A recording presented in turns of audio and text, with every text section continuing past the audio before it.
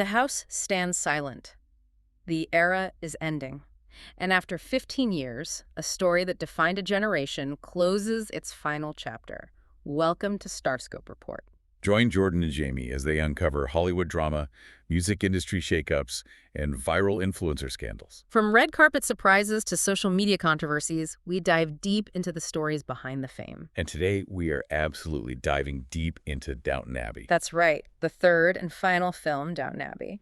The grand finale landed in the fall of 2025, and our mission is to figure out just what it means when the title says it changes everything. We need to unpack the plot shifts that finally gave us closure on the Crawley family, and, maybe more importantly, how this ending connects to creator Julian Fellowes' next big thing. Okay, let's unpack this. How do you even end a story like Downton? Well, it's risky. The whole show is built on tradition, on continuity. So the ending has to feel earned, not just like they ran out of road before hitting World War II. Well, they definitely didn't play it safe. Let's just start with the biggest shocker, right out of the gate. Oh, yeah. The divorce of Lady Mary Talbot from Henry Talbot. That alone tells you everything. This isn't the gentle drawing room drama you remember. We're in the 1930s now, and things get scandalous fast. And the setting, 1930, is so specific. It's right on the edge of, everything collapsing. Exactly. And to really raise the stakes, the drama comes from the American side of the family. Paul Giamatti is back as Cora's brother, Harold Levinson. Right. He shows up after his mother Martha dies, and he drops this absolute bombshell. The money. All of it. Gone. He basically squandered the entire Levinson fortune on a string of terrible investments. So Mary is newly single, the family is on the brink of financial ruin, and she is just spiraling. Yes, and that leads to this incredibly intense, very public liaison with Harold's financial advisor, a guy named Gus Sambrook. Played by Alessandra Nivola, a new addition to the cast, and we're talking heavy drinking, a night together in London. It's a total crisis for her. But what's fascinating is how Fellowes uses that personal crisis as a threat to the entire estate. Because Sambrook sees an opportunity. He does. He proposes that the Crawleys invest what little money they have left with him, and when they refuse... Which obviously they would. Of course. He tries to blackmail Mary. Wow. He threatens to expose their affair, which would just ruin her, and by extension, the family's name. Okay, this is what I find so interesting. The show has this reputation for being a warm hug, So why introduce a real, high-stakes, almost criminal plotline? This isn't just about social gossip anymore. I think that's the point. The writers must have realized that for a final film in the 1930s, social embarrassment just wasn't enough. Right. They needed a true existential threat, something that could actually bring the whole house down for good. But then, the resolution feels a little too convenient, doesn't it? It sort of proves that the warm hug formula is still there, just waiting to rescue them. That is a great point. It's classic Fellowes. The resolution comes from Tom Branson, of course. Oh. He's at Royal Ascot, and he just happens to overhear someone talking about how Sambrook is a known fraudster who almost went to prison. A timely overheard conversation at a horse race. It's so Downton. It's the most Downton thing ever. So Tom warns the family, Edith confronts Sambrook, and he flees. Threat neutralized. And their reputation. How do they fix that? With a dinner party, naturally. A big society dinner with some star power, featuring Guy Dexter and the playwright Noël Coward. Oh, and there's that great little detail with Mr. Molesley. Yes. Molesley, who's a successful screenwriter now, is back serving as a footman just for the occasion. And he accidentally gives Coward the title for his next play, Private Lives, based on all the drama around Mary's divorce. It's the perfect meta moment. The family's private drama literally becomes public entertainment. Exactly. But wait till you hear what came next. After all this scandal, the ultimate question remains. Did we get a definitive ending, or is the door still open for more? We'll get into that right after this. The finale doesn't just resolve a scandal, it provides a real physical end to the original Downton era. It really does. The film ends with Robert and Cora deciding to move out of the main house. Or the Dower House. Right, to the Dower House. And they take the Bates family with them.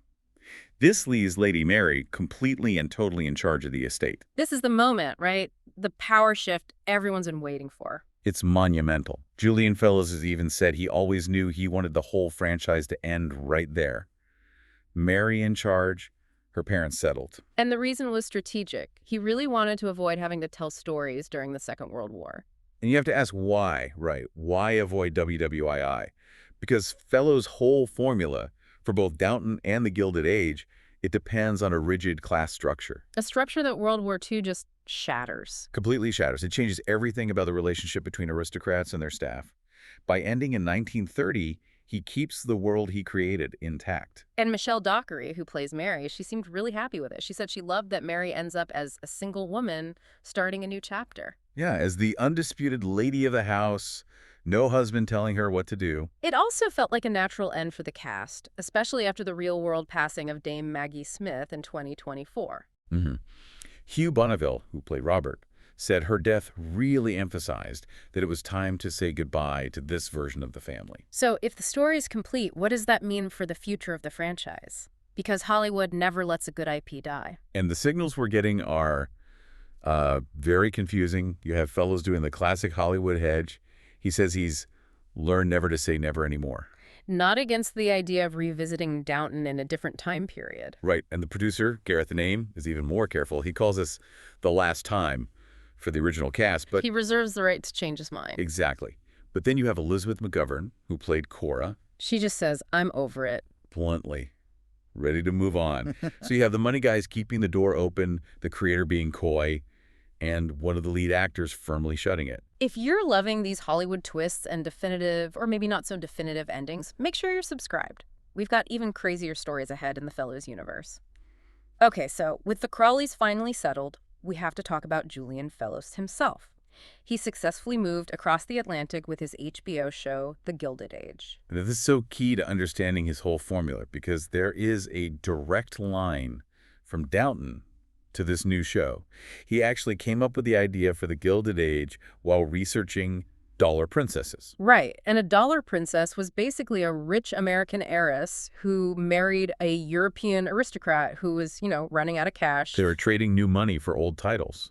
And Cora Levinson, the Countess of Grantham, is the perfect example of that. So he's taking that transatlantic idea and exploring these two different kinds of wealth. And the tone is so different from his early work. His movie, Gosford Park, was this vicious, angry satire of the upper class. But Downton Abbey and The Gilded Age are much more of that warm hug we were talking about. They focus on what was the quote? The gentle, low-stakes problems of idle abundance. That's it. It's a gentler kind of struggle. And The Gilded Age tests that formula by setting it in 1880s New York. Yeah, the whole conflict is old money, personified by Agnes Van Ryn, versus new money, represented by Bertha Russell, the wife of a robber baron. It's a totally different kind of fight.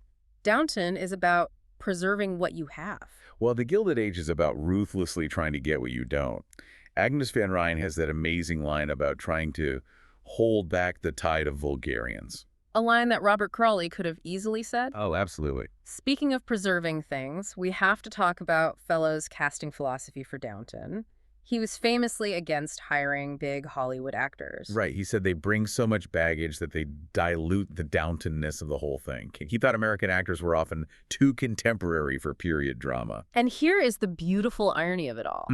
The man trying to protect the Downton-ness relies so heavily on American actors to make his stories work. It's a huge contradiction. Elizabeth McGovern as Cora was the absolute anchor of the show, and Shirley MacLaine's guest appearance was iconic. So his rules kind of bend whenever the talent is good enough. It seems so. I mean, McGovern was the essential link. She was the modern sensibility that allowed the Crawley family to survive into the 20th century in the first place. So we've covered the final scandals, we've seen Mary take charge as a single woman, and we've connected the end of Downton to Fellowes' big American project. And I think the conclusion is that he engineered a very careful ending. He got to wrap up the story he wanted to tell, avoiding the messiness of World War II, but he still left the door just a little bit ajar for the future. Which leaves us with a final thought to chew on. The Crawleys managed to hold back that tide of vulgarians for one last film, but can Julian Fellowes' new formula, the one focused on ruthless American ambition, keep people satisfied when the story isn't about preserving the past, but about fighting for the future? You've been listening to Starscope Report, where Jordan and Jamie uncover the stories shaping Hollywood, music, and pop culture. Thanks for tuning in. And don't forget to subscribe for more stories that keep the stars shining.